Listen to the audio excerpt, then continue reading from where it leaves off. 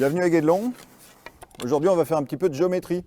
Il faut savoir que les métiers du chantier, tailleur de pierre, maçon, charpentier, tous ces métiers sont basés sur la géométrie. On doit être capable de dessiner ce qu'on veut fabriquer.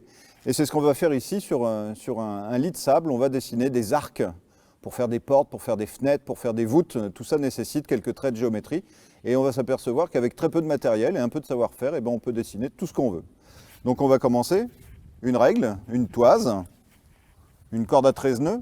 C'est un instrument de mesure, mais aussi un instrument de géométrie, on va le voir tout de suite. Donc on va faire des arcs. Les arcs, il y en a plein le château, il y en a dans les fenêtres, il y en a dans les portes, il y en a dans les voûtes. Donc on trace la ligne de naissance, c'est la première ligne qui va nous donner la suite.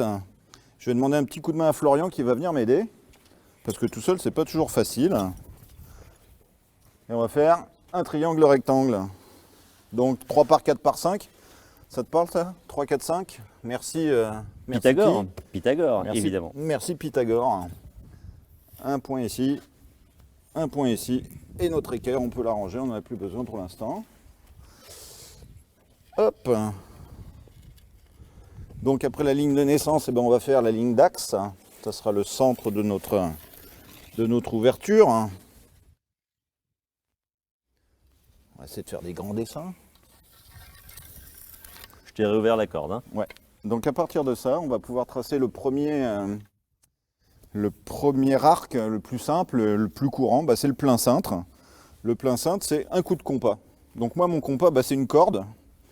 Donc la corde à 13 nœuds avec des nœuds régulièrement espacés. Et juste un coup de compas va nous permettre de tracer un arc plein cintre. Voilà par exemple. Hop. Là, ton unité de la corde, Là, c'est en des fait pieds. c'est des pieds entre chaque nœud. C'est des pieds entre chaque nœud. Donc là, j'ai fait une ouverture de 6 pieds. Ça fait une toise d'ouverture. Donc là, et quasiment faire une épure en grandeur réelle. la grande porte qui est là, elle est faite comme ça. On a la courbe intérieure de l'arc. Et maintenant, on va faire la courbe extérieure de l'arc. Donc il y a l'intrados et l'extrados. Et on va avoir ici donc notre arc. Et ensuite, simple, pour dessiner les voussoirs, on rayonne avec la corde et ça nous donne nos points de centre. Il n'y a même pas besoin de la règle.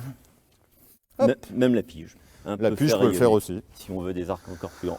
Alors, il y en a d'autres sortes, des arcs avec un coup de compas. C'est ce qu'on appelle l'arc surbaissé. Donc en fait, le point de centre est beaucoup plus bas. Et toujours un seul coup de compas, on va pouvoir tracer un arc surbaissé. On en a un modèle juste à côté de nous. L'entrée du cellier. Il y a un plein cintre et un arc surbaissé. Donc ça, c'est la première famille.